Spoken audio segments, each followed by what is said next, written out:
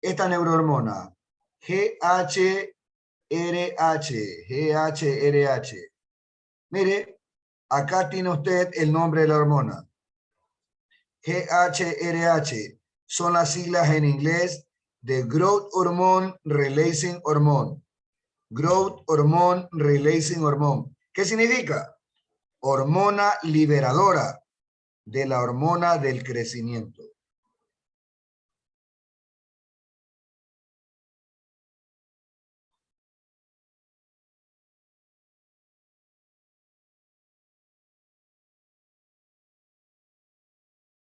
Les pregunto a todos, cuando el hipotálamo produce hormona liberadora de la hormona del crecimiento, la hipófisis, ¿qué hormona produce?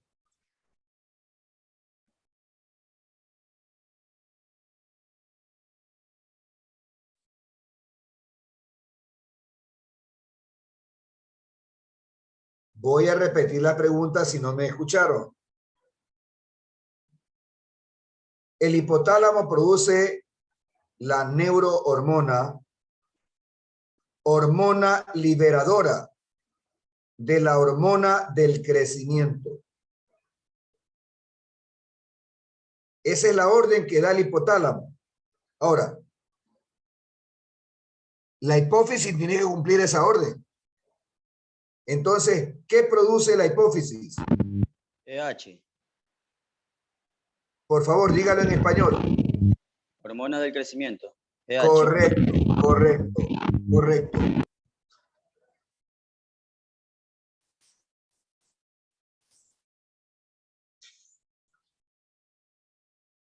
Vamos a ponerle un punto al compañero Camacho que nos está atendiendo. Camacho, la primera lección tenías 10. Ahora le pongo 11. Hipotálamo produce hormona liberadora de la hormona del crecimiento y la hipófisis produce hormona del crecimiento. ¿Y qué efecto tendrá esa hormona en el cuerpo del ser humano, la hormona del crecimiento?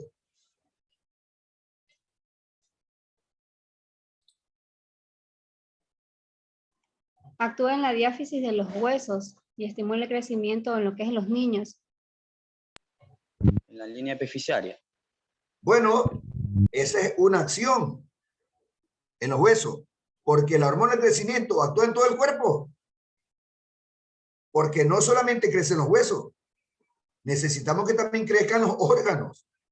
De tal manera que la hormona de crecimiento actúa en las células de todo nuestro cuerpo.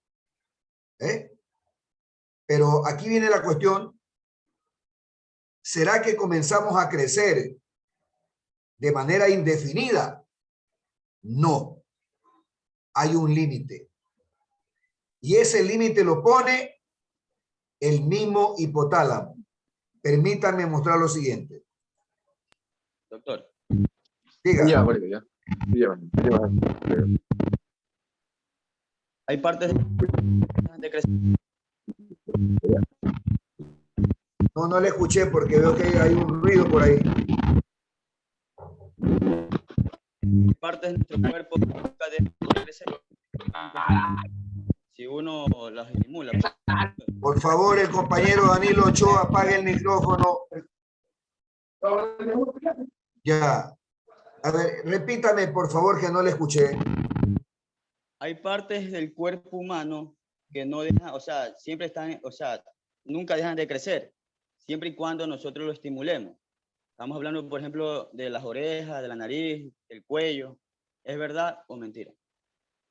Bueno, yo le pregunto, ¿usted tiene las orejas del tamaño con el que nació? No. No. Por supuesto que no. Todos los órganos de nuestro cuerpo crecen. Todos los órganos de nuestro cuerpo crecen. Ahora, los crecimientos tienen periodos. Y esos crecimientos, el límite, los pone el mismo hipotálamo. Permítame mostrarle.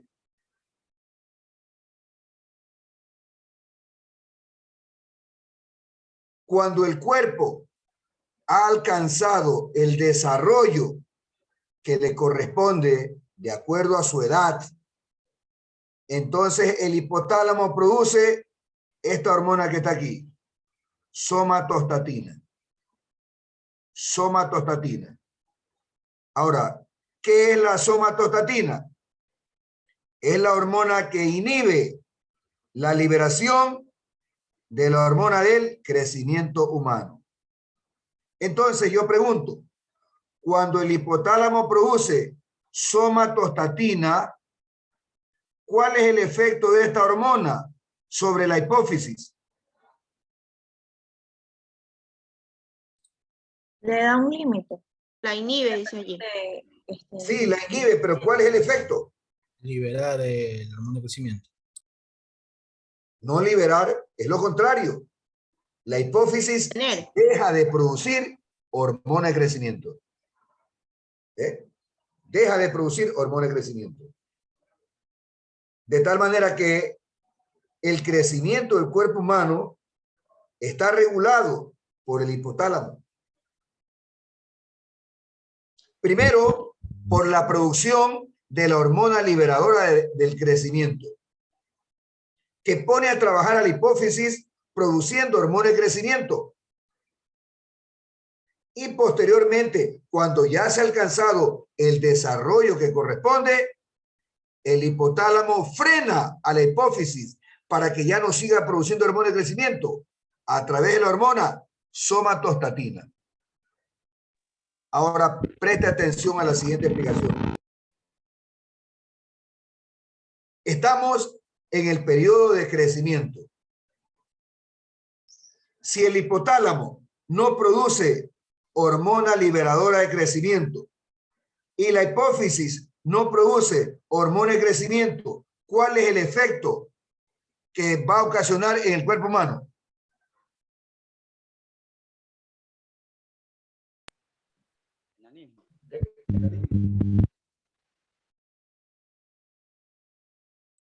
No va a haber un crecimiento. No Quedamos crecemos. en un mismo Quedamos tamaño. pequeñitos.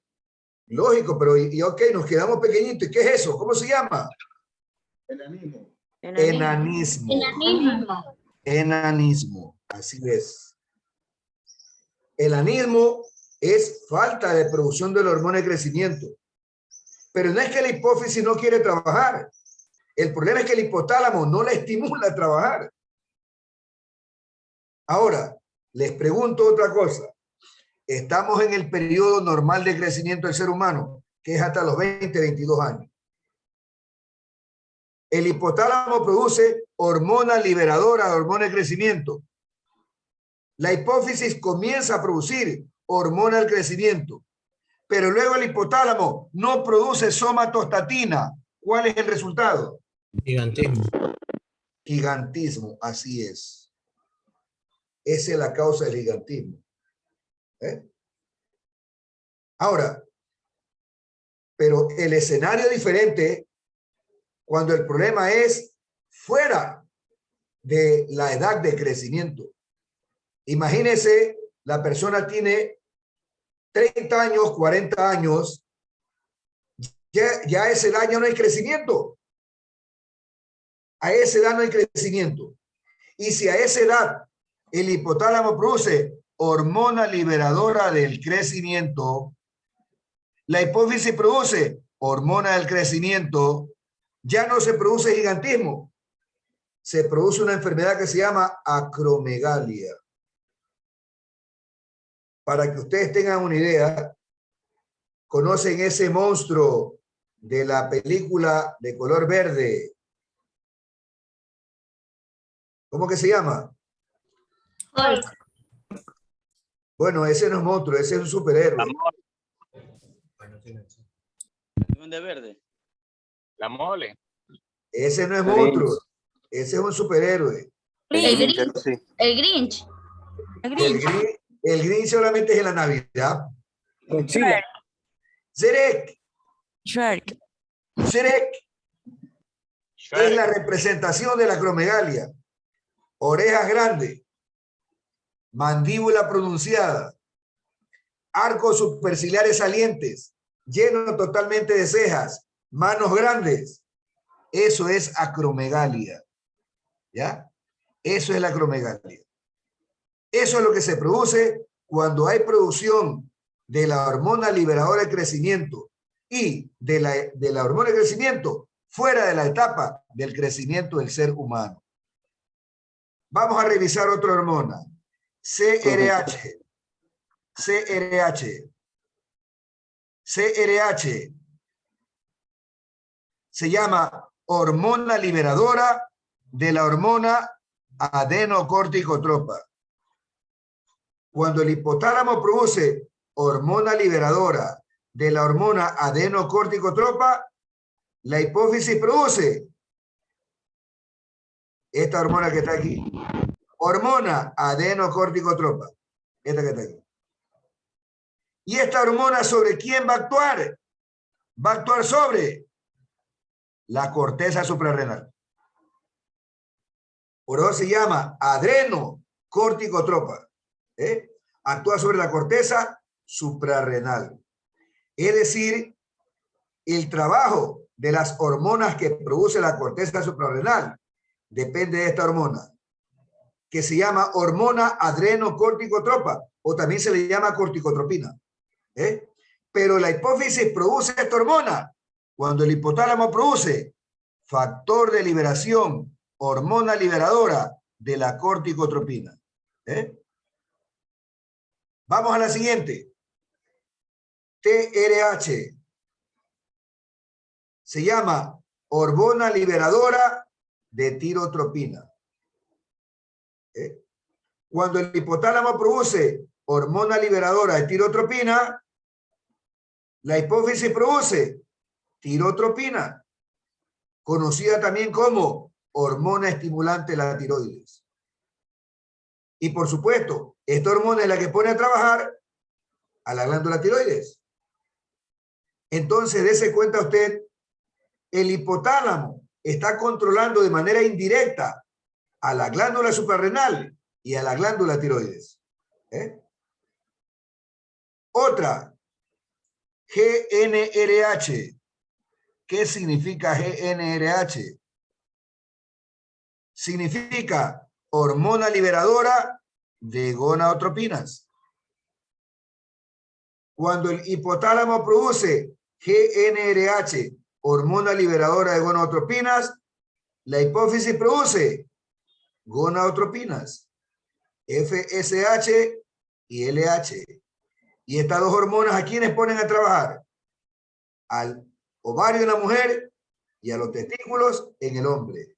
Quiere decir que el hipotálamo, mediante esta neurohormona, está controlando indirectamente el trabajo de los ovarios y el trabajo de los testículos. Pero tenemos también otra hormona que está aquí. Dice dopamina. Dopamina. Aquí la tenemos. Estimula la liberación de norepinefrina.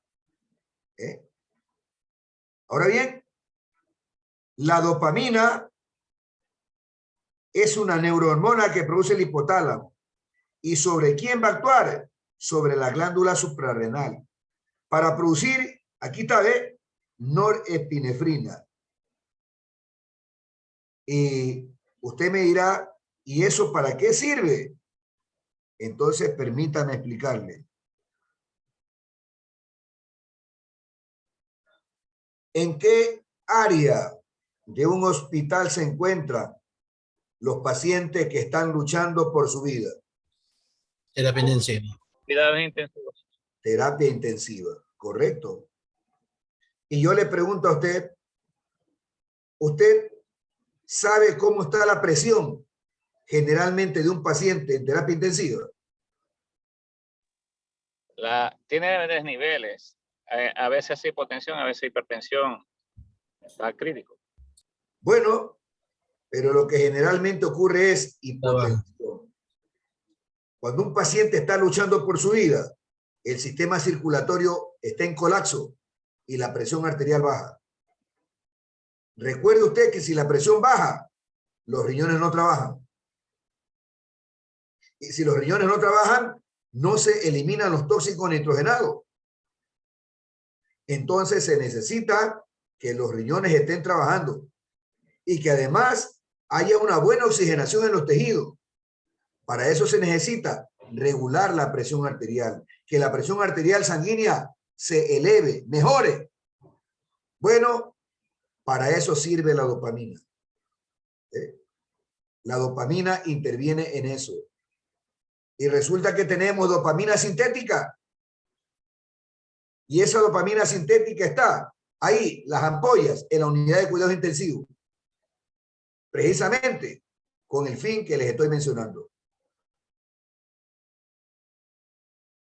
Doctor, yo tuve un caso de que un paciente, estando crítico, se le estaba pasando una infusión de dopamina. Había que tomarle una imagen del cerebro, pero no había en ese momento en la institución donde yo trabajaba, entonces me mandaron a otra en ambulancia y yo tenía que ir controlando al paciente. Y cuando el paciente le hicieron la imagen, tuve que salir para no estar irradiado.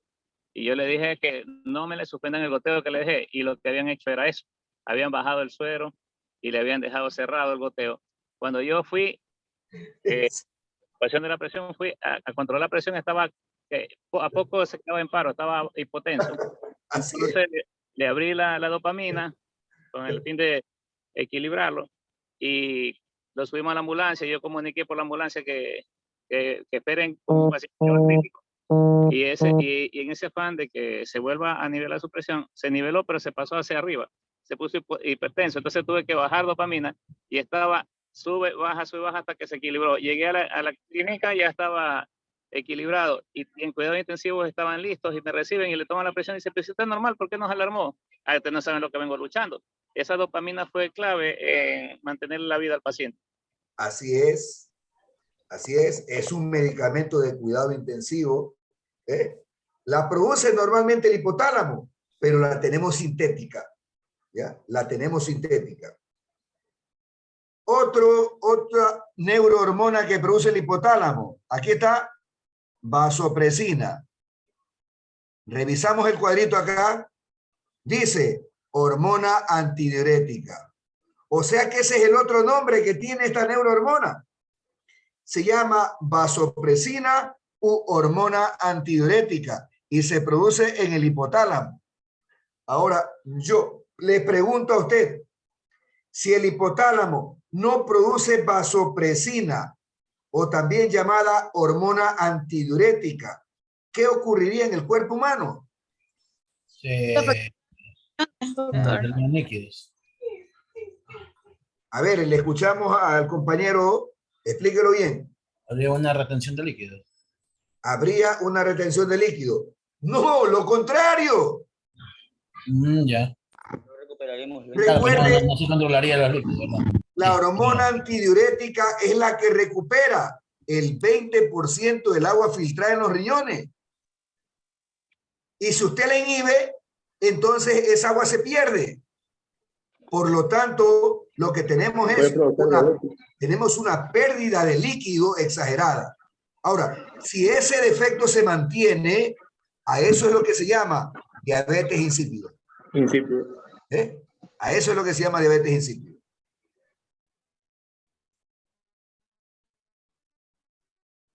Otra hormona, neurohormona, oxitocina. ¿Dónde se produce?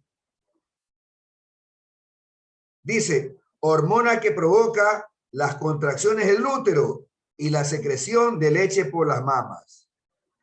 O sea, señores, esa es la hormona que produce las contracciones para el parto. Y esa es la hormona que produce que la leche salga desde la mama a la boca del bebé. No la producción de leche, ya la leche está producida, ya la leche está formada. Lo que hace que la leche vaya a la boca del bebé. ¿Por qué? Esto tiene una explicación.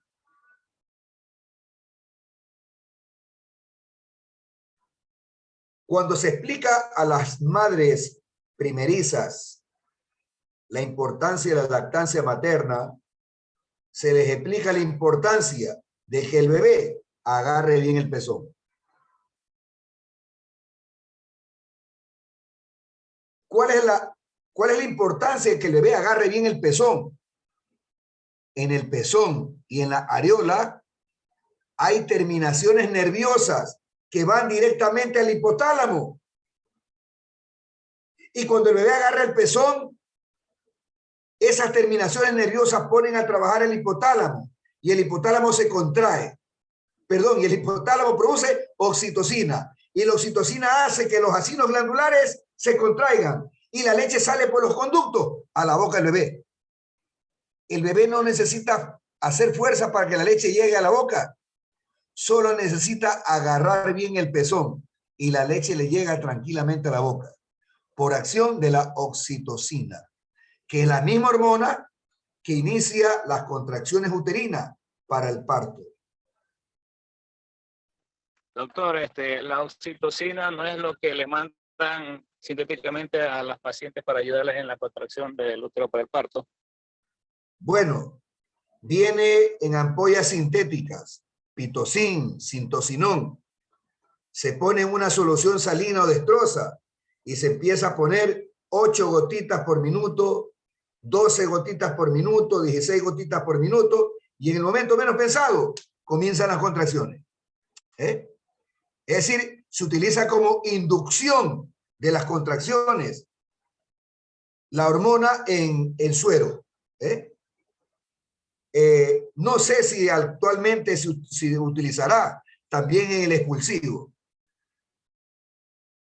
Yo no he tenido parto hace muchos años.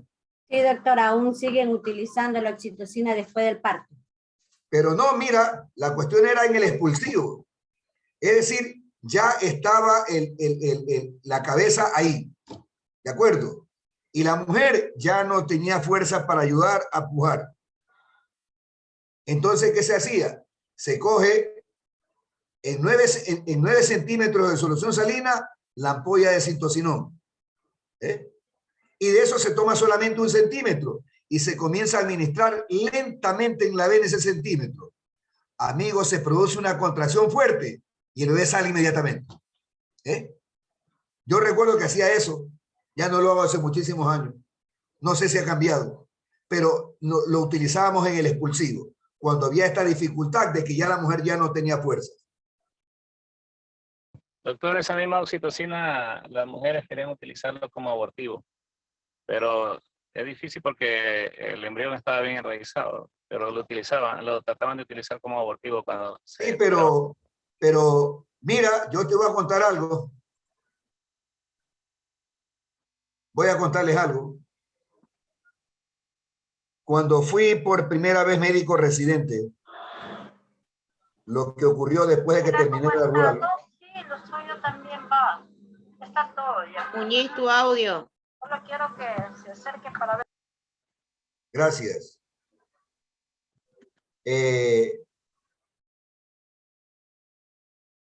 Ocurrió que recibí a una mujer con embarazo de, no recuerdo bien si eran 39 semanas o 38 semanas, que le habían puesto una ampolla de pitocin intramuscular en la nalga. Por supuesto, ya el útero maduro, ese medicamento tiene efectos en las contracciones uterinas. Y la mujer llegaba con unas contracciones que daba miedo. Pero ¿sabe qué? El problema es que la mujer no tenía ni borramiento ni dilatación. ¿Qué ocurrió? Se rompió el cuello uterino. Se destrozó el cuello uterino en esa mujer. Y yo recuerdo que luego que el bebé nació, Dios santo, qué manera de sangrar, hasta que finalmente logramos ligar los vasos y controlar la hemorragia de la mujer. Esa mujer pudo haberse muerto. ¿Por qué? Porque mientras no haya borramiento y dilatación, no hay para qué contraer el útero.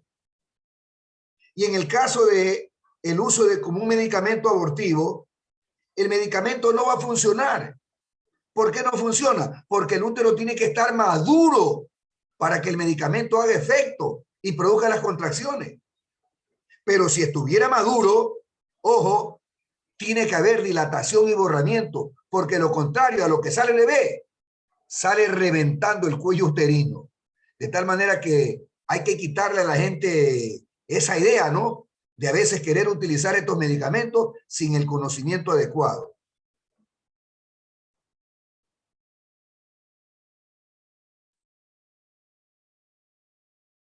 Hormonas que produce la hipófisis.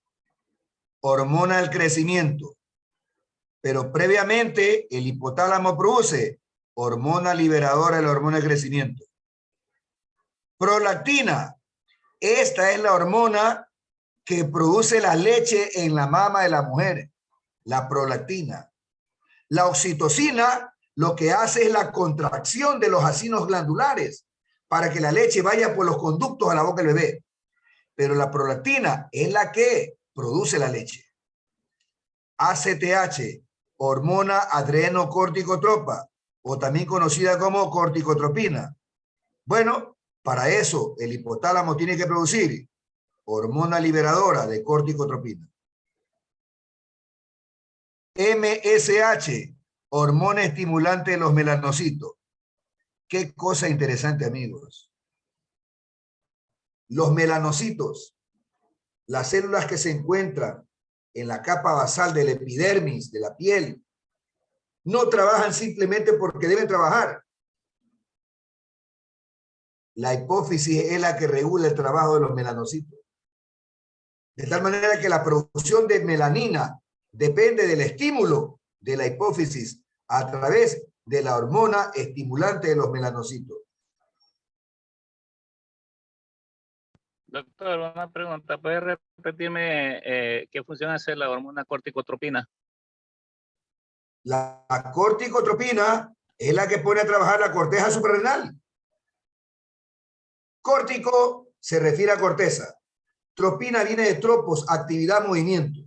Entonces, lo que pone a trabajar es a la corteza suprarrenal. Y aquí tenemos las hormonas que produce. Cortisol, aldosterona, andrógeno, epinefrina, norepinefrina. Que esas están ligadas directamente a las emociones que vive el paciente o la paciente. No directamente. Lo que yo he dicho es que el cortisol es la hormona que controla el estrés. Esta es la hormona que controla el estrés. Ahora, la epinefrina, que es la adrenalina, esta sí puede estar relacionada con las situaciones emocionales del paciente. Si usted de repente está siendo asaltado, usted en ese momento tiene una taquicardia de 120, ¿qué es lo que pasó? Usted produjo adrenalina. Es decir, usted no lo ordenó, pero la emoción del reflejo visual y el auditivo de estar en la situación de un asalto, ocurrió eso, ¿no? Ok, gracias. TSH, hormona estimulante de la tiroides, conocida también como tirotropina, pero para esto tiene que el hipotálamo producir hormona liberadora de tirotropina. Y entonces, la hipófisis produce tirotropina, hormona estimulante de la tiroides, y comienza a trabajar la tiroides para producir T3, T4 y calcitonina. FSH y LH son gonadotropinas. Gonadotropinas. Las produce la hipófisis, pero para eso tiene que el hipotálamo producir hormona liberadora de gonadotropinas. Esta es la orden. Y entonces la hipófisis comienza a producir FSH y LH. La FSH en las mujeres maduran los folículos y maduran los espermatozoides en el hombre. La LH en las mujeres es la que hace que se rompa el folículo de Graf para producir ovulación. y es la que estimula la formación del cuerpo amarillo que produce progesterona.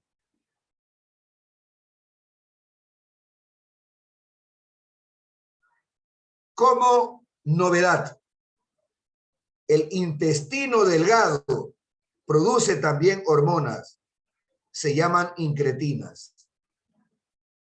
Tenemos la GIP que aumenta la liberación de glucagón y LP1 que inhibe la liberación de glucagón. Se llaman incretinas. Es interesante saber que los niveles hormonales no son idénticos las 24 horas del día. Es decir, usted a una hora indicada tiene un nivel hormonal y a otra hora tiene otro nivel. Esto se debe a que la liberación de las hormonas depende de 4 factores. 1, el medio ambiente. 2, el sistema nervioso. Le ponemos ahí factor neural. 3, hormonal. Hormonas que están circulando participan para que glándulas sigan trabajando o dejen de trabajar. Y finalmente, el otro factor de liberación hormonal es lo que comemos.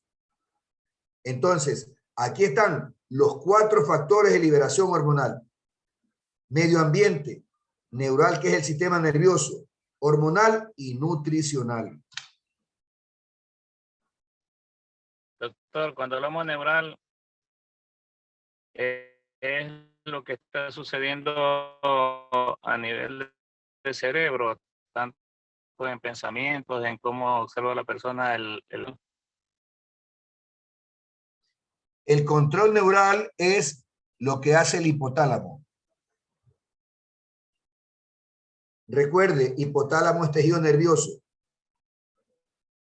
y produce neurohormonas. Aquí tenemos los niveles de cortisol las 24 horas del día. Y usted puede apreciar que es en la mañana, la primera hora de la mañana, entre las 6 y 8 de la mañana, donde usted encuentra el nivel más elevado de cortisol.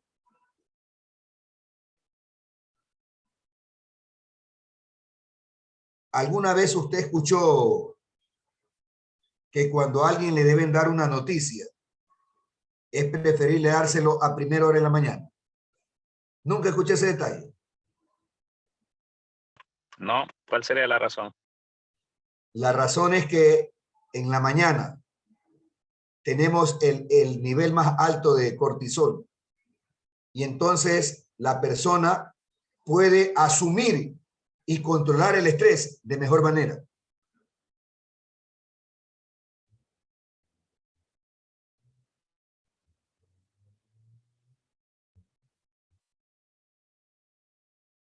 Señor Camacho, ¿qué hormona es la que tenemos ese cuadro ahí?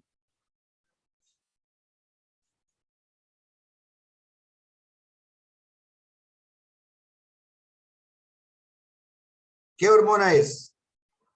La hormona del crecimiento. Correcto, Karen Apolo. La hormona de crecimiento. Y ahora yo les pregunto, ¿en qué momento se produce mayor cantidad de hormona de crecimiento?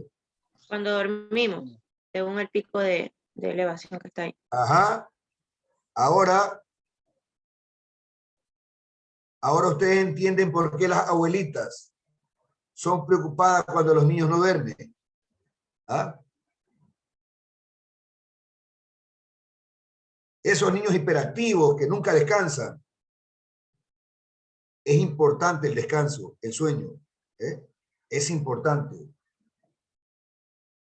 Y seguramente ustedes alguna vez notaron cómo duermen en cambio exageradamente los adolescentes. ¿No se han dado cuenta de ese detalle? Sí, por supuesto que sí. Sí, Los adolescentes a veces duermen, por ejemplo, en la mañana o en la tarde. Te duermen varias horas Bueno, señores, están produciendo hormona de crecimiento y se encuentran en ese periodo que se llama el gran estirón.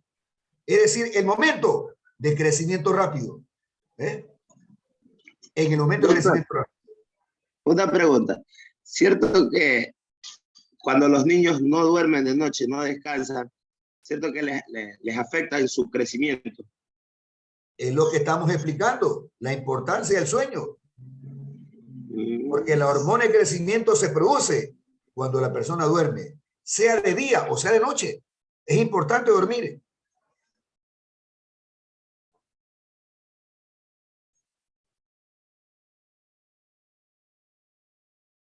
Control neural se refiere a cómo el hipotálamo, que es sistema nervioso, regula la producción de hormonas en la hipófisis. No vamos a insistir en esto. Pero vamos a explicar cómo las hormonas influyen en la producción de hormonas. A eso se llama regulación hormonal. Y tenemos dos mecanismos. El uno se llama retroalimentación negativa y el otro se llama retroalimentación positiva. ¿Qué significa retroalimentación negativa? Que la liberación de una hormona tiene un efecto inhibitorio sobre la glándula que la produce.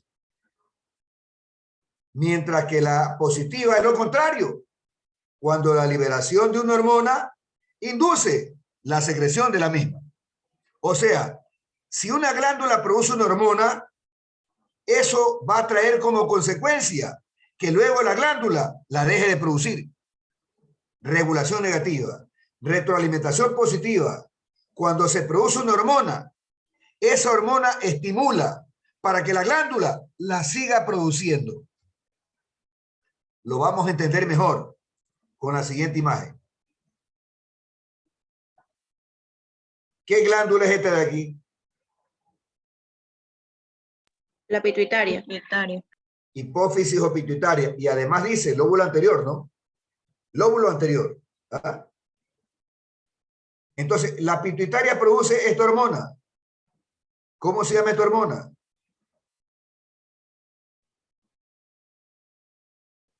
La tiroides. La tiroides. Hormona estimulante de la tiroides, o también llamada tirotropina. ¿Esta hormona sobre quién actúa? Sobre la tiroides. Sobre la glándula tiroidea. Y la glándula tiroides, ¿qué hace como consecuencia? Produce las hormonas de las tiroides.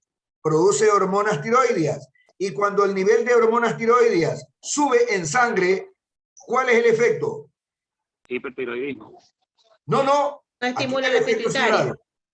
Frena a la pituitaria para que ya no siga produciendo hormona estimulante de la tiroides. Mire, es decir, la liberación de esta hormona trajo como consecuencia la inhibición para que la glándula ya no la siga produciendo. Eso se llama regulación negativa. Entonces, la pituitaria produce hormona estimulante de la tiroides. Hormona actúa sobre la tiroides. La tiroides produce hormonas tiroideas. Y cuando se elevan los niveles en sangre de estas hormonas, eso actúa como freno para que la hipófisis ya no siga produciendo hormona estimulante de la tiroides. Si siguiera produciendo, eso ocasionaría hipertiroidismo. Pero aquí tenemos el freno. Se llama regulación negativa. Vamos ahora a regulación positiva. ¿Cómo se llama esta glándula? Ovarios. Ajá. ¿Y qué producen los ovarios? Estradiol. El estradiol es un estrógeno. ¿De acuerdo? Y ese estrógeno, ¿a quién estimula? El hipotálamo. ¿Y el hipotálamo a quién estimula? La pituitaria. ¿Y la pituitaria qué produce? Esa es la hormona luteinizante. Y cuando el nivel de hormona luteinizante se eleva en sangre, ¿qué ocurre? Se aumenta la producción de... ¿Qué ocurre? Mire, aquí no es una X, aquí hay dos signos más. Produce y estimula que esta siga. Estimula al ovario a que siga produciendo estradiol. ¿Qué? Estimula al ovario a que siga produciendo estradiol. Señores, eso es lo que ocurre al inicio del ciclo sexual o menstrual que hablamos ayer. Recuerde que primeramente se desprende el endometrio. ¿Se acuerda? Sangrado. Se desprende el endometrio junto con la sangre. Pero mientras está ocurriendo eso, están madurando los folículos en los ovarios. ¿Y por qué maduran los folículos? Porque la hormona FSH lo estimula. Bueno, esa misma hormona estimula al ovario a producir ¿qué? Estrógeno. ¿Y qué fue lo que vimos ayer? El estradiol, la curva de color azul, mientras se iba elevando la curva de color azul del estradiol, el endometrio iba creciendo. Es decir, se iba reparando el endometrio. Y eso no ocurre en un día. Eso ocurre durante los primeros 14 días del ciclo menstrual. Por eso es que entonces esta hormona tiene que estar constantemente produciéndose, siguiendo este ejemplo, que es la regulación positiva. Ahora, tenemos un tercer tipo de regulación que se llama por el producto. ¿Por qué? Porque aquí no interviene una hormona, sino una sustancia mineral. Por favor, ¿cómo se llama esta glándula? La glándula paratiroide. Paratiroides. ¿Qué hormona produce? Hormona paratiroidea. ¿Sobre quién actúa? Por el hueso. El hueso. Lógico. ¿Sabe sobre quién actúa la hormona paratiroidea? Sobre los osteoclastos. Y los osteoclastos realizan reabsorción ósea. ¿Qué es la reabsorción ósea? La destrucción de la matriz ósea para liberar calcio. Y el calcio pasa a la sangre. Y cuando el calcio en la sangre sube, se frena a la glándula paratiroide para que ya no siga produciendo hormona paratiroidea. Entonces, si esto siguiera, esto traería como consecuencia la pérdida de calcio de los huesos. Osteoporosis. Pero venturosamente, una vez que el calcio sube en sangre, se nivela. Ya la paratiroide deja de trabajar. A esto se llama regulación por el producto.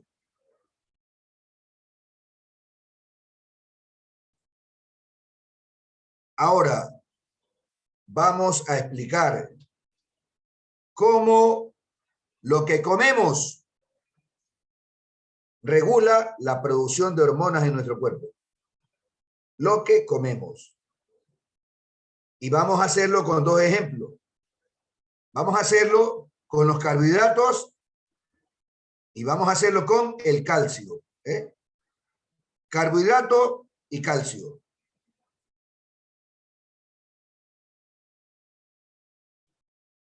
Las bananas, ¿qué grupo alimenticio tienen?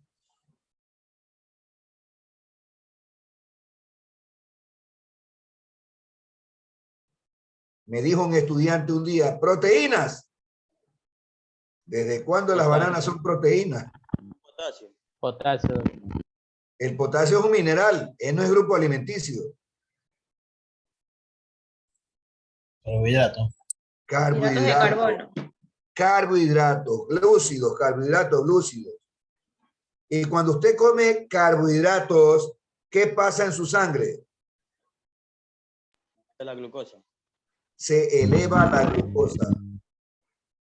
Cuando se eleva la glucosa, ¿qué glándula de su cuerpo se pone a trabajar?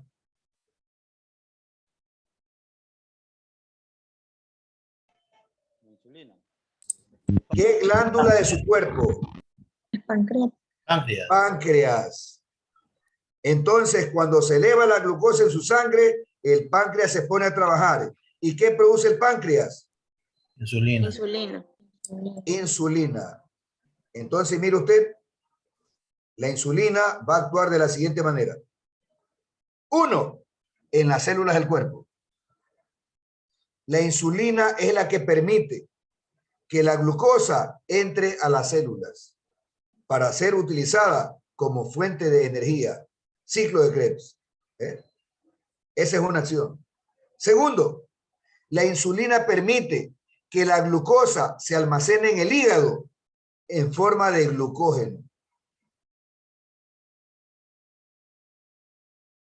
Pero si aún el nivel de glucosa en sangre está elevado, entonces la insulina hace que a partir de la glucosa se convierta en triglicéridos. Y usted entonces almacena grasa en su cuerpo. ¿Pero de dónde vino esos triglicéridos? Usted no ha comido triglicéridos. Viene de los carbohidratos. Viene de los carbohidratos. Y finalmente, la insulina también estimula la síntesis de proteínas. Ese es el efecto de la insulina y lo que ocurre cuando usted consume carbohidratos. Pero vamos a otro escenario. Usted no está comiendo carbohidratos. Eso trae como consecuencia disminución del nivel de glucosa en su sangre. Y si disminuye el nivel de glucosa en su sangre, ¿qué glándula se pone a trabajar?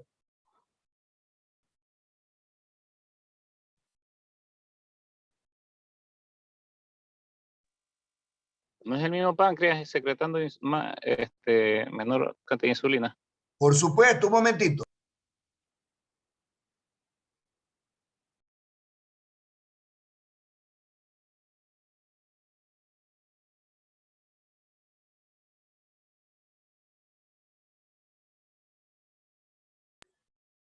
Ya lo solucioné. Entonces se pone a trabajar el mismo páncreas.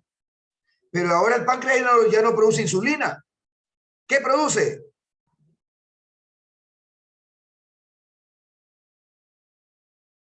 ¿Qué produce ahora el páncreas? Otra hormona. ¿Cómo se llama? Se llama glucagón. Glucagón. Bueno, ¿cuáles son los efectos del glucagón en el cuerpo? 1. Convierte el glucógeno almacenado en el hígado otra vez en glucosa. El glucógeno que usted ve almacenado en el hígado lo convierte otra vez en glucosa. Pero su cuerpo sigue necesitando carbohidratos. Y entonces, ¿qué hace el glucagón? Dice aquí, consume grasa. ¿Veo? ¿En qué consiste eso? Consiste que los triglicéridos o grasa almacenada en los adipocitos o células de grasa se vuelve a convertir en glucosa. Es decir, sacamos glucosa a partir de los triglicéridos almacenados en las células de grasa. Y ese es el efecto del glucagón. Entonces estamos viendo cómo lo que comemos pone a trabajar a una glándula para que produzca hormonas. Y si no comemos, también ponemos a trabajar a la misma glándula para que produzca otra hormona. Eso se llama regulación nutricional, ¿no? Nutricional. Doctor, tengo entendido que los triglicéridos se suben más con las harinas que con otros carbohidratos. ¿Es cierto o no?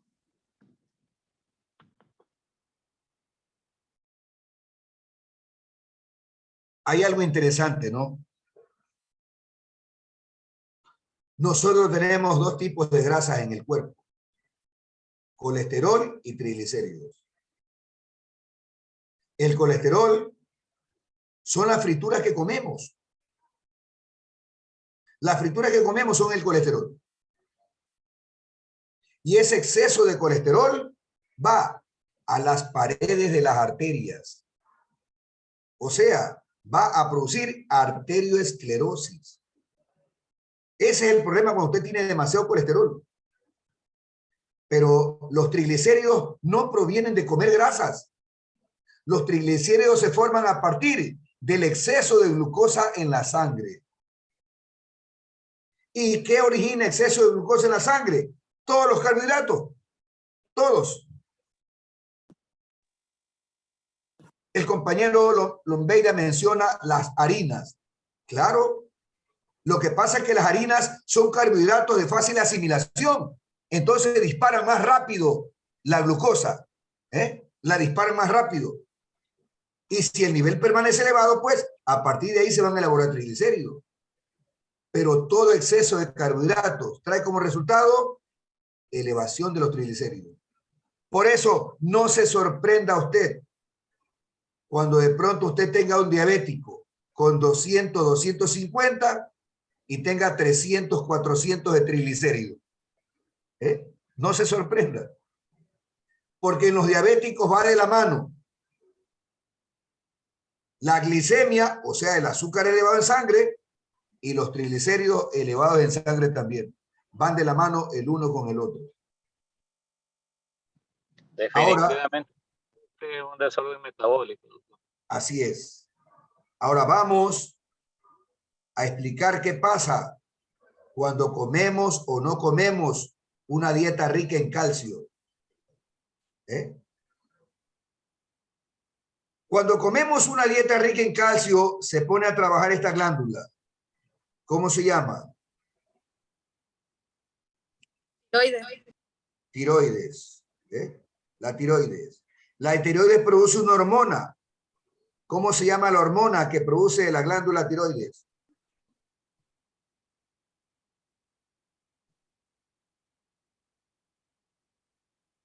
¿No alcanzan a leer lo que está en la diapositiva? Las glándulas paratiroides. No, pues, ¿qué me va a decir? Estamos en el lado izquierdo, no se vaya al lado derecho. ¿Qué produce la glándula tiroides? ¿Cuál hormona? Calcitonina. Calcitonina. La calcitonina es hormona. Dice, la calcitonina favorece el depósito de calcio en los huesos. O sea, la calcitonina es la que hace que el calcio pase a los huesos. ¿Pero qué célula ósea hace eso? Los osteoblastos. Los osteoblastos, perdón. Los osteoblastos cogen el calcio que esté en exceso en la sangre y entonces lo meten al hueso para formar hueso nuevo, para que el hueso se haga más duro, resistente. Y eso hace que el nivel de calcio en la sangre se nivele, disminuye.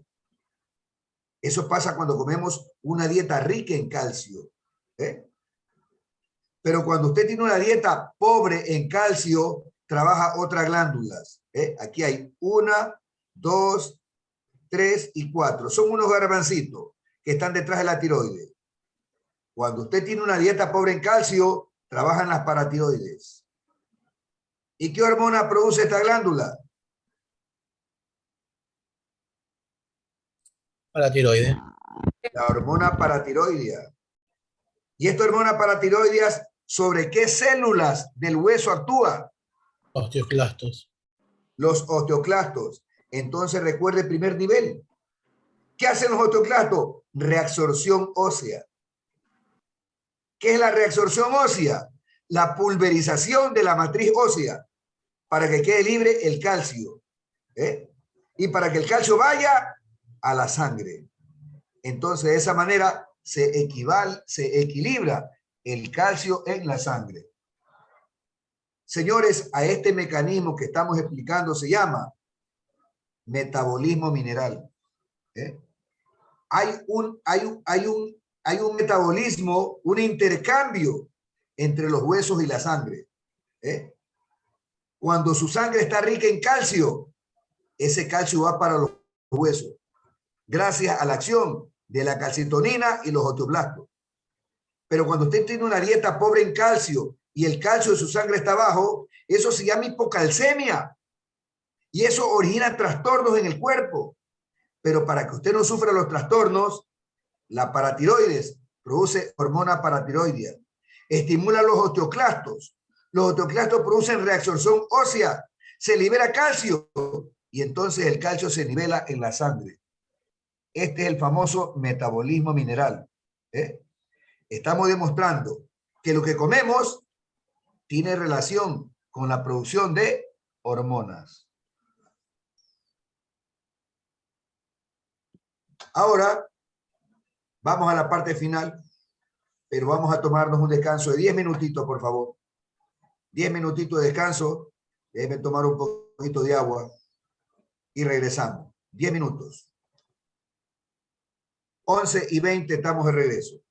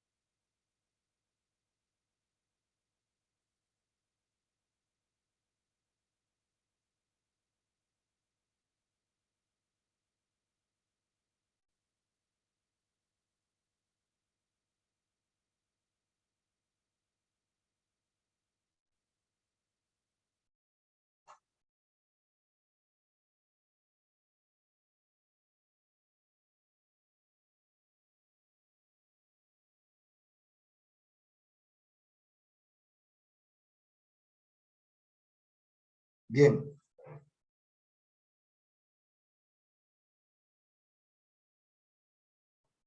Tenemos ahora dos cuadritos sinópticos, este y este segundo, en donde usted va a encontrar las respuestas a la mayoría de preguntas del cuestionario. Pero vamos a explicarle cómo usarlo para que lo comprenda bien. En la primera columna están los nombres de las glándulas endócrinas. En la segunda columna, las hormonas que producen. En la tercera columna, el órgano diana o tejido diana, órgano blanco o tejido blanco. Y en la cuarta columna, los efectos o acciones principales de cada hormona. Entonces, voy a ir preguntando yo, ¿dónde se produce la oxitocina? En el útero. Hipotálamo. La oxitocina se produce en el hipotálamo.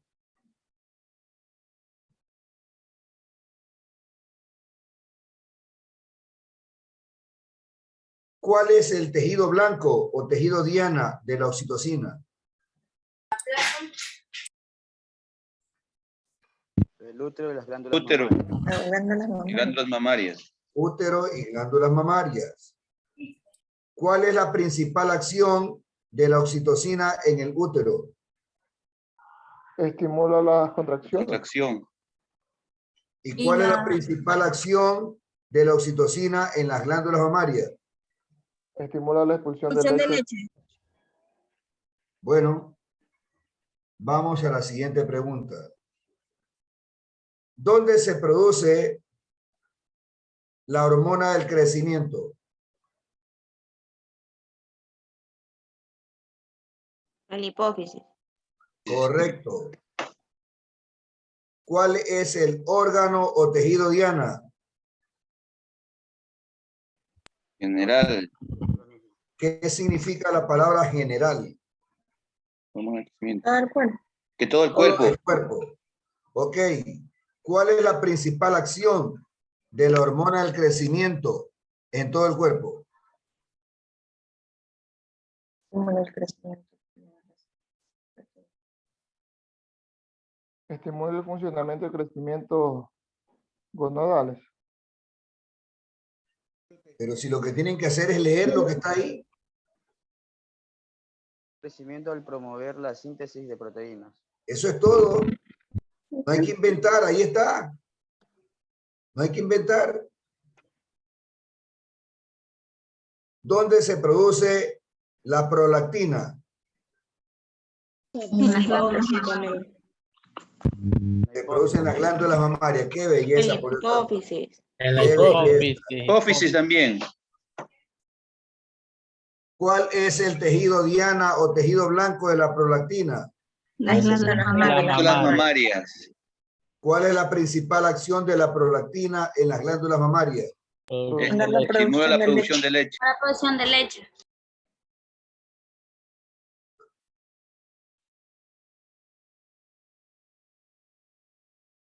¿Dónde se produce la calcitonina? En la tiroides. En la tiroides. La tiroides. ¿Cuál es el órgano diana? Hueso. Hueso. Hueso. ¿Cuál es la principal acción de la calcitonina en los huesos? Reduce la concentración sanguínea de calcio inhibiendo la degradación ósea por osteoclastos. Vamos a seguir. Voy a seguir preguntando. ¿Dónde se produce la insulina?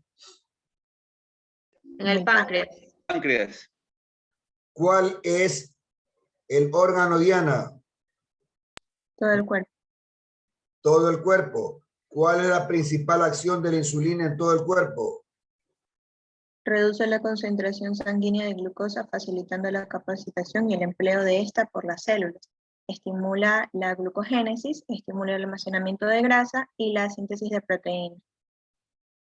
Bueno, aquí no dice capacitación, dice es captación. Es Captación, decir, perdón. la insulina es la que permite que la célula capte la glucosa. Bien. Pregunto, ¿dónde se produce la testosterona? En los En testículos. los testículos. Testículos. ¿Cuál es el órgano Diana? En estructuras reproductivas. Solo en las El estructuras cuerpo. En reproductivas. todo el cuerpo. El cuerpo. General, En todo dice. el cuerpo y las estructuras reproductivas. ¿Cuál es la principal acción de la testosterona? Desarrollo y Oye, mantenimiento. mantenimiento de caracteres sexuales masculinos.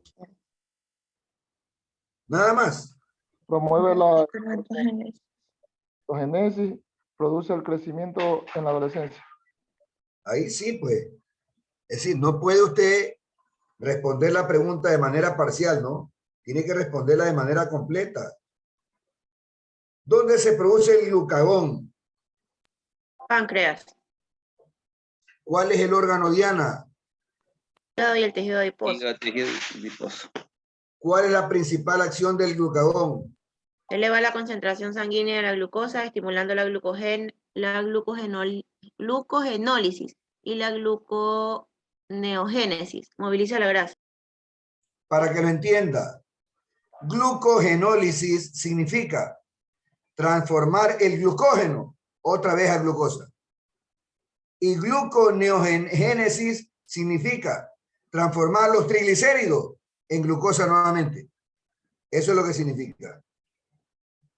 Vamos a ver una última pregunta. ¿Dónde se produce el cortisol? La corteza suprarrenal. Muy bien. ¿Cuál es el órgano Diana? Túbulos renales. Todo el cuerpo. En todo el cuerpo. Todo el cuerpo. Todo el cuerpo. El cuerpo, perdón. General. Ajá. ¿Y cuál es la principal acción del cortisol? Ayuda al organismo a adaptarse al estrés a largo plazo. Eleva la concentración sanguínea de glucosa. Moviliza grasa. Muy bien. Entonces pregunto, ¿ahora sí entendemos cómo funciona en todo cuadrito? Ahora sí. Muy bien. El corazón actúa como una glándula endocrina, ya que tiene la capacidad de controlar el volumen sanguíneo mediante la producción de la hormona natriurética. Voy a preguntarles a ustedes algo. Si de pronto su niño, su niña, se enferma y le mandan a poner suerito, y usted decide ponérselo en casa, pero llega la noche y usted ve que el suero está enterito, y usted quiere pues descansar, quiere dormir, y usted le abre la llave del suero para que pase rápido. Eso puede ocurrir en un niño. En este caso no es un niño, es su abuelito. Lo mandaron a hidratar con sueros y resulta que ya se puso uno durante todo el día y ahora recién está el segundo suerito, que le pusieron recién a las 10 de la noche y está enterito. Y el abuelito se mueve y le dan miedo que se le salga el suero. Y entonces, para que se termine rápido, le abren la llave. ¿Qué cree usted que pudiera ocurrir si hacemos eso en un niño o en un anciano? En el anciano no se le puede abrir para que pase más rápido. ¿Y en el niño? Tampoco. Tampoco. Ninguna de las dos. Bueno, en el niño no he visto, pero en ancianos sí he visto cómo les ponen. Bueno, ¿y qué pasaría si les abrimos la llave en el niño o el anciano? Hacemos que el corazón trabaje más. No aumenta la presión. Aumenta la sanguínea. presión. Bueno, lo primero que tenemos es aumento del volumen sanguíneo. Recordemos que el 90% del plasma es agua. Y usted está aumentando el volumen sanguíneo. Señores, en un niño o en un anciano, eso puede conducir a insuficiencia cardíaca. Ese puede ser el resultado. Insuficiencia cardíaca. Cuando el aumento de volumen no es rápido, el corazón tiene la capacidad para defenderse. Produce una hormona, se llama natriurética. Veamos cómo actúa.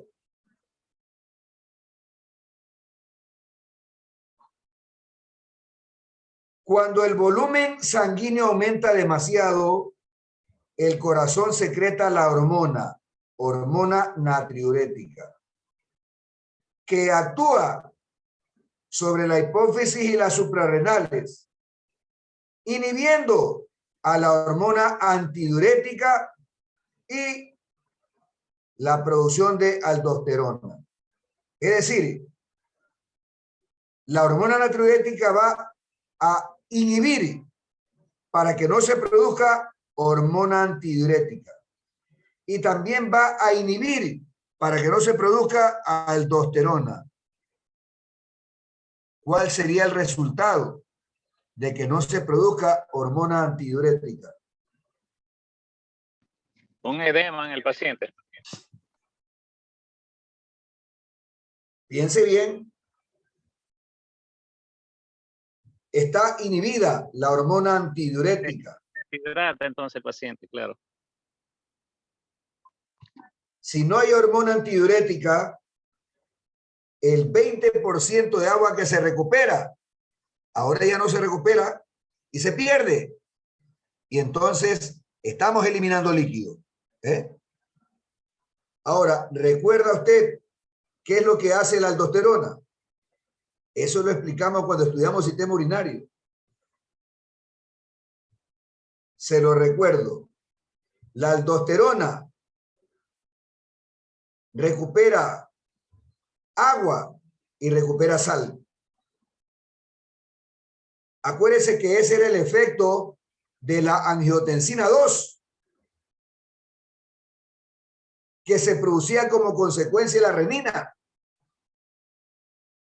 Y la aldosterona entonces aumentaba la recuperación de agua y aumentaba la retención de sal. Ahora, si no se produce aldosterona, va a ocurrir lo contrario. Se va a perder agua y sal. Lo que trae como consecuencia disminución del volumen sanguíneo. Entonces, así se defiende el corazón, ¿ve? Pero cuando la subida de volumen es muy rápida, eso puede traer como consecuencia insuficiencia cardíaca. Y ahí lo que habría que hacer es utilizar diuréticos tipo furosemida para sacar agua y al mismo tiempo ayudar al corazón para que tenga fuerza. Dígase usted la digoxina. Es decir, fortalecer el corazón con digoxina y utilizar furosemida para que la persona elimine agua. Entonces, esto es lo que hace el corazón, protegiéndose a través de la hormona natriurética.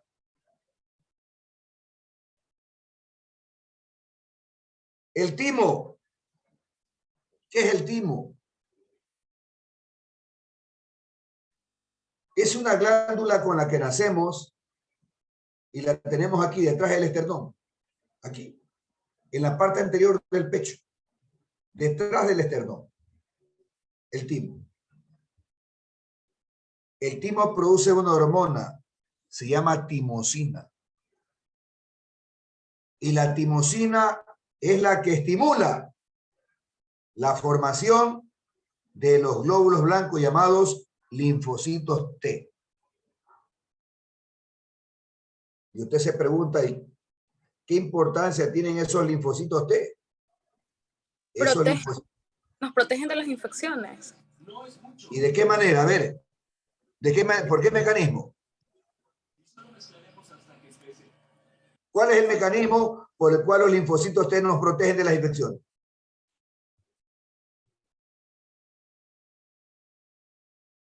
El mecanismo es que los linfocitos T producen anticuerpos.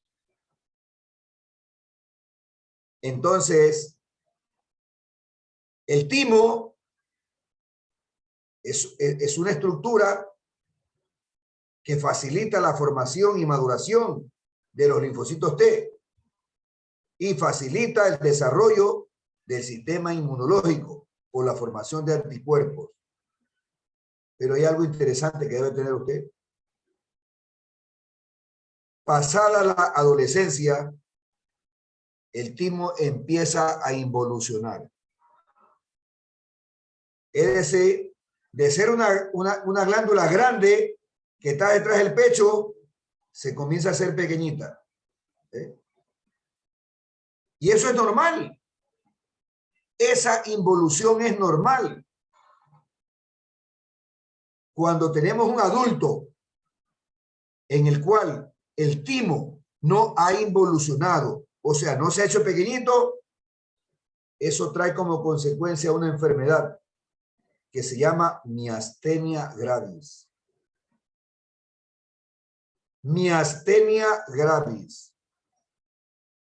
La miastenia gravis es una enfermedad que se caracteriza por debilidad muscular generalizada.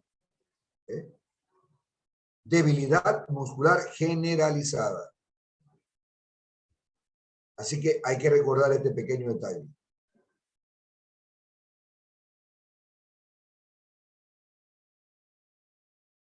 Glándula pineal, o llamada también cuerpo pineal, se encuentra en el cerebro.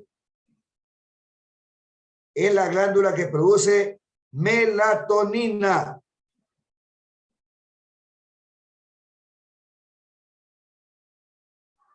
¿Alguna vez usted se ha preguntado por qué cuando cae la noche a usted le da sueño? ¿O por qué en la mañana, aunque usted no ha puesto despertador, usted se despierta?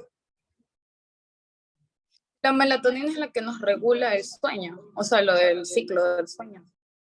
Bueno, el ciclo circadiano. El ciclo circadiano. La melatonina es la hormona que te dice, es de día, ya despierta, levántate. Y es la hormona que te dice, es de noche, ya hasta qué hora no te acuestas a dormir. Ese es el efecto que tiene esa hormona que produce la glándula pineal. Regula el ritmo circadiano. Que no es otra cosa que el ciclo de vigilia y sueño. O sea, vigilia, despierto, y sueño. Esta melatonina hace poco se está utilizando en pequeñas cantidades para el tratamiento de cáncer de mama. Y usted la puede encontrar no como hormona, sino como metabolito en las tiendas naturales. Doctor, yo sufro de insomnio. Yo a veces sobrepienso mucho las cosas, y me mandan a tomar melatonina. O sea, por eso tomo 2 pastillas y, o sea, literalmente sí me levanto bien, o sea, como que he descansado muy bien y también me da sueño muy rápido. Pero digamos, a una tía yo se las di y una tía toma una y ella ya cae, así literal. Pero yo tengo que tomarme 2. Bueno, me alegro mucho. Entonces, ese es el efecto de la hormona de la que estamos hablando, ¿no? Regular el ritmo circadiano. El ritmo de... Un segundito. Hola. ¿Qué tal? Buenos días, Arturo.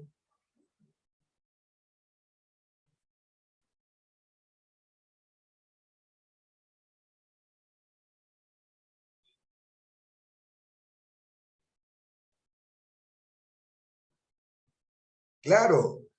O sea, para presentarlo hasta mañana, pero para pagar tengo todavía 48 horas.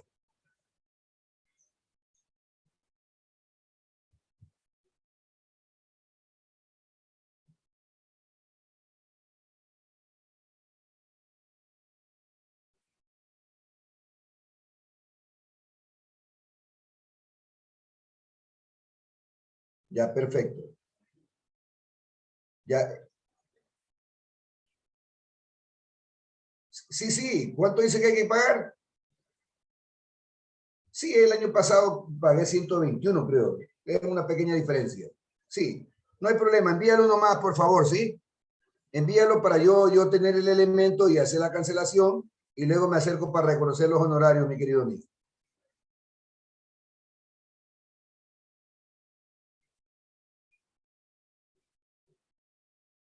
Ya, muy amable. Gracias, Arturo. Sí.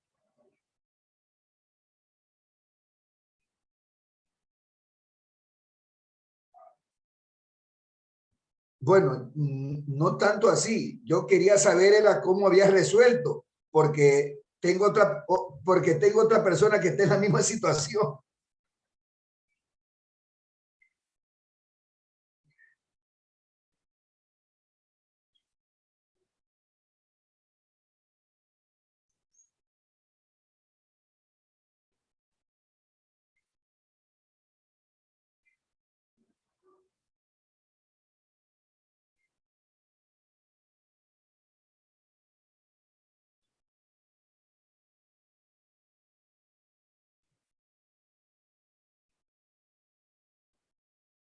Pero yo le había dicho a tu papá lo siguiente, ¿ya? Tú sabes que ya tienes dos, ¿verdad? ¿De acuerdo? Anda, no importa, como que te vas a poner la primera. Y tú ya sabes que ese es el refuerzo. Claro, hazlo así. Hazlo así. Lo que yo quería saber era si habías logrado el certificado, porque hay una persona que conozco que está en la misma situación. Y le digo, mira, no sé, yo conozco a alguien que también está así, le voy a preguntar si resolvió. Por eso que quería saber. Ruego me disculpen, pero era respecto de la declaración del impuesto a la renta. Es que hasta mañana es el plazo para la declaración. Entonces estaba en esa situación y ya me lo están haciendo hoy. Entonces, amigos, hemos llegado a la parte final y ahora sí vamos a tomar asistencia. Doctor, antes de eso, le quiero hacer una consulta. Dígame. Con respecto a lo que usted estaba diciendo, yo tengo una vecina que en una conversa indicó que ella sufre diabetes. Bueno, ella decía que era diabetes emocional, pero escuchando la clase no existe ese tipo de diabetes. No existe. Pero muy aparte de eso, ella también sufre de insomnio, no puede dormir, pero no sé si es que el médico o X persona particular le había dicho que a ella es contraproducente que tome pastillas para dormir. En este caso creo que era la Azepran, sí. ¿Qué hay de cierto en eso? Bueno, mira, una cosa es el tratamiento natural del insomnio, que se hace con melatonina, ¿no? ¿Ya?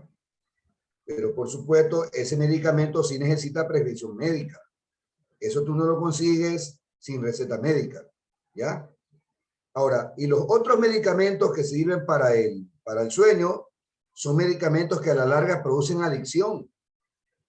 Entonces, no son recomendables para utilizarlos así de forma continua. En todo caso, yo te recomiendo que le digas a tu vecina que compre un producto natural que se consigue en la farmacia que se llama Nervineta. Nervineta.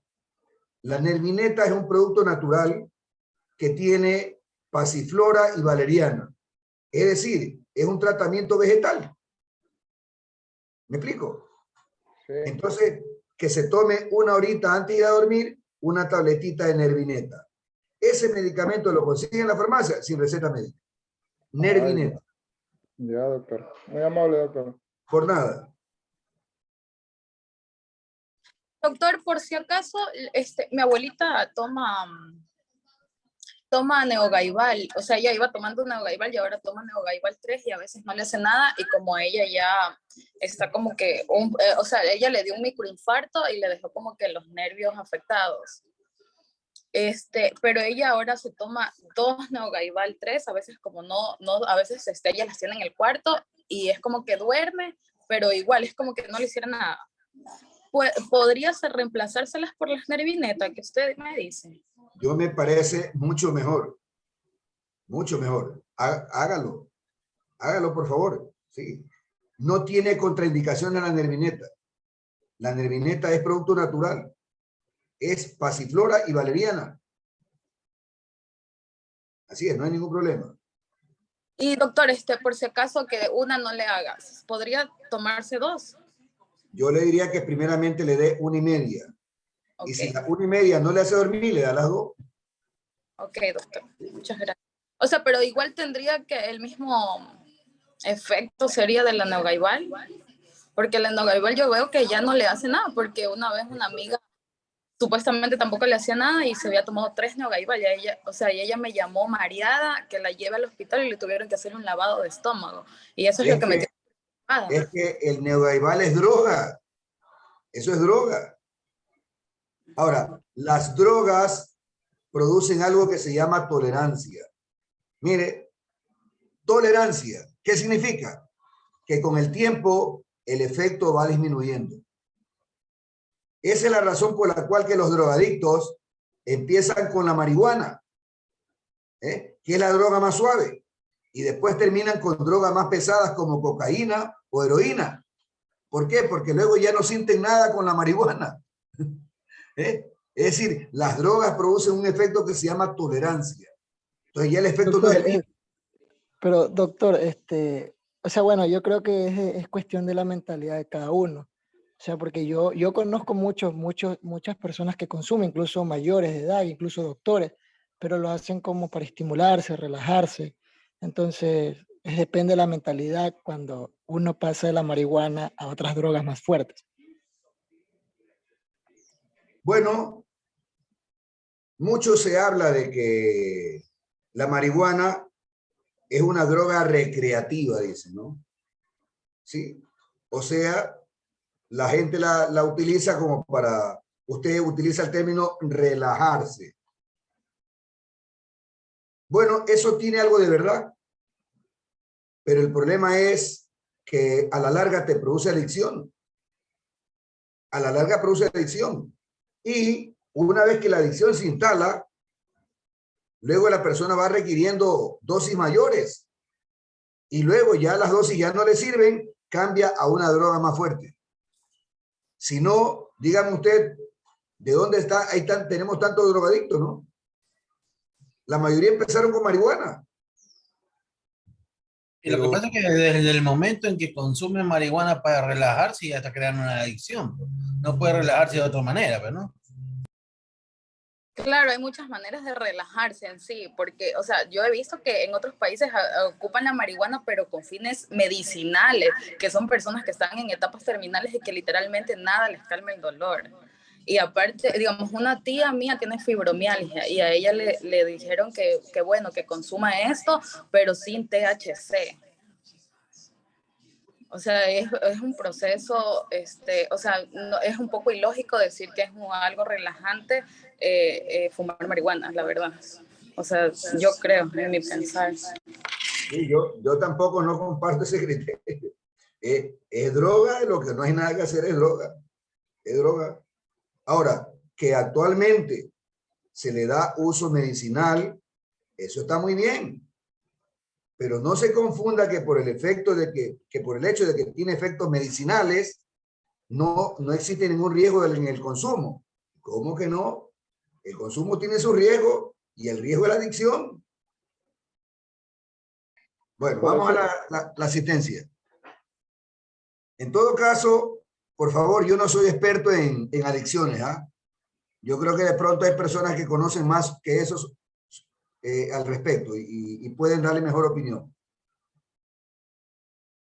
Veamos, Karen Apolo. Presente. Eric Alfonso. Eric Presente, Azoy. profe. Ya. Presente. Fabricio Cabanilla. Presente, doctor. Luis Camacho. Presente. Johan Casa. Presente, doctor. Kevin Castillo. Presente, doctor Kevin Castillo. Carlos Cedeño. Lady Coloma. Presente, doctor Coloma. Joana Cruz. Presente. Kerly Cueva. Leandro de la Cruz. Presente, profe. Andrea Durán. Presente, doctor. Jocelyn Duta.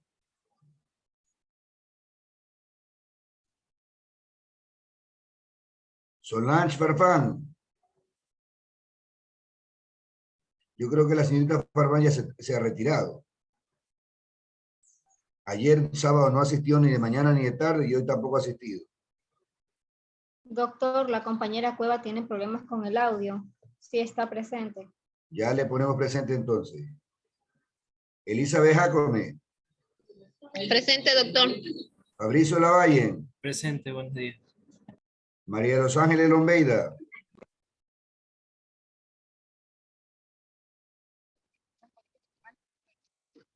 La veo aunque no le escucho. Jofre Lombeida. Presente, doctor. Elizabeth Luna. Presente, doctor. Erwin Macías. Presente, buenos días. Carla Mesa. Presente. Rosana Muñiz. Presente, doctor. Danilo Ochoa. Presente, doctor. Alex Paredes. Noemí Paz. Presente, profesor. Denny Pincay. Presente, doctor. Carolina Pluas. Presente. Donald Ricardo. Presente, doctor. Ciudad Salazar. Presente. Aarón Sánchez. Jeremy Sánchez. Presente, profesor. Henry Sanizaca.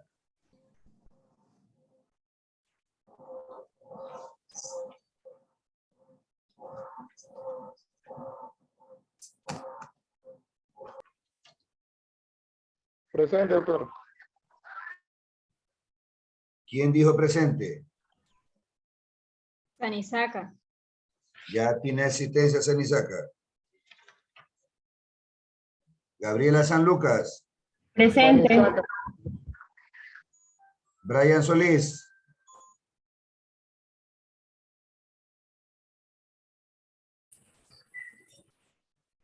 Karina Tigreros. Presente. Alex Torres. Presente. Luis Tuárez.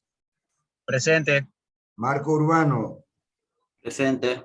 Fabián Valdivieso. Presente, Valdivieso. Carlos Vera. Ronald Vera. Presente. Madeleine Medina. Eliana Monserrat. Presente. A ver, pregunto nuevamente por Carlos